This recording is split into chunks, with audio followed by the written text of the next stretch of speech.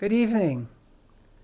I prepared this week's drasha on the Jewish calendar date of Shivasar biTamux, the 17th day of the month of Tammuz, and I'd like to share a couple of thoughts on that topic. We all know that each summer on this date we fast, and a series of mourning practices are introduced into our daily calendar. And these practices increase in intensity over a period of 3 weeks, finally culminating and concluding on Tisha B'Av, the 9th day of the month of Av, the anniversary of the destruction of the Temple of Jerusalem. Beginning today, we refrain from attending weddings and engaging in other public expressions of joy, such as going to concerts, movies, other musical events. We also refrain from taking haircuts or coiffing our hair. Parenthetically, I think it's worth noting and observing that these restrictions are now being observed by the entire world for the last 4 months, which I think is something worth considering. More restrictions come into play on Rosh Chodesh Av, the first day of the month of Av, and still more on Tisha B'Av itself, and we will review these restrictions as we get closer to these dates. Now, these restrictions are not meant to make our lives miserable or difficult, but rather to instill in us and to remind us each and every year, because we forget, that problems still exist in the world. There is anti-Semitism, and the entire Jewish people are not all free. We are still suffering as a result of the loss of the temple in Jerusalem. And for that reason, people in mourning don't feel like taking haircuts or going to weddings. In fact, we observe a total of 4 fasts relating to the destruction of the temple throughout the year. And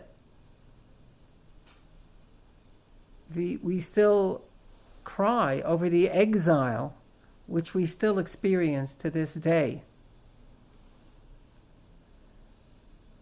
So what are those dates? They are the 10th of Tammuz, which commemorates the beginning of the great 3-year siege, which ultimately starved our ancestors into submission.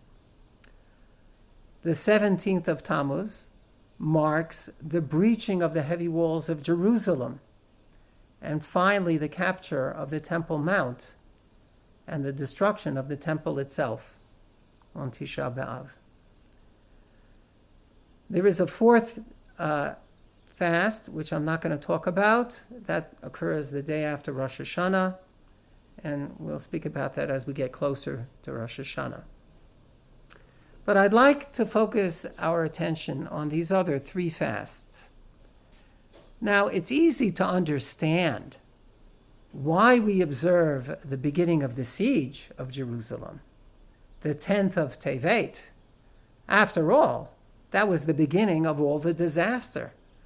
It was certainly a calamity worth recording. And we can also understand the fasting on Tisha B'Av, the destruction of the temple. It goes without saying that that is a tragic day. But what about the breaching of the walls? Think about it. Why should that matter at all? The breaching of the walls was just one more stage leading up to the ultimate capture and destruction of the temple. It's not unlike the day in which battering rams and catapults were erected around the walls of Jerusalem, or perhaps the day when the marketplace was empty of grain and foodstuffs, or because of famine, schools or synagogues were shut. We don't have special fast days for those events. What is so unique about the breaching of the wall? Now, in the interest of transparency, I have to tell you that the Talmud offers other reasons why this day was chosen, this Shivasar biTamux. But the main reason certainly has to do with the breaching of the walls. Perhaps we may suggest that this event represents something more than just merely a military objective of our enemies and a sad day for us. King David sang in Psalm 122, Omdot hayu ragleinu bisharayich Yerushalayim. Our legs were standing on your gates, O Jerusalem. Yerushalayim habnuya ki ir shechubra la yachtav. Jerusalem, the rebuilt, the reconstructed, is as a city which is assembled or perhaps joined together in unison. What does that mean? Perhaps what David really means is that in order for Jerusalem to exist at all as a city, it must be inhabited, and this is a prerequisite, by people who understand the definition of what it means to be living together, working side by side together, studying Torah together, respecting the value of each other together. Such a city, inhabited by such people, is unconquerable. Such a holy city can never be breached. But if, heaven forbid, the insidious and perfidious poison of sinat chinam, baseless and petty hatred, should enter the hearts of the inhabitants, if lashon hara, disrespect, and other forms of abuse enter the minds of the nation, then that holiness of Jerusalem can evaporate in an instant. And even a small breach in the walls of Jerusalem can topple the entire structure of Am Yisrael, God forbid. Perhaps that is why Shivasar biTamuz, the breaching of the walls of Jerusalem, is observed as its own unique fast day, because it represents something terrible, the breaching of sinat chinam into the hearts of the people. But not all is lost. The Talmud tells us that God took out his wrath on ultimately mere sticks and stones, which is what the temple was built out of. But the people of Israel continue to survive to this very day.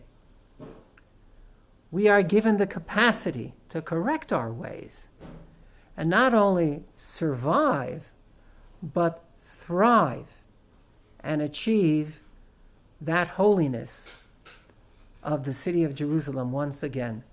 So yes, fasting is not fun, and the restrictions of the period of the 3 weeks aren't always easy to adhere to, but it only lasts 3 weeks, one time a year. But the main lesson, the main takeaway, is to increase our ahavat chinam, our bondless and even sometimes nonsensical love for our fellow Jews, to accentuate the positive accomplishments of our people, to eliminate our negative thoughts and feelings toward them, And in this way, we, each and every one of us, can reconstruct and repair that breach of the walls of Jerusalem and fulfill that beautiful verse, Hine matov u'manayim shevet achim gam yachad. How comely and beautiful and pleasant is it when brothers dwell together in peace. Shabbat Shalom.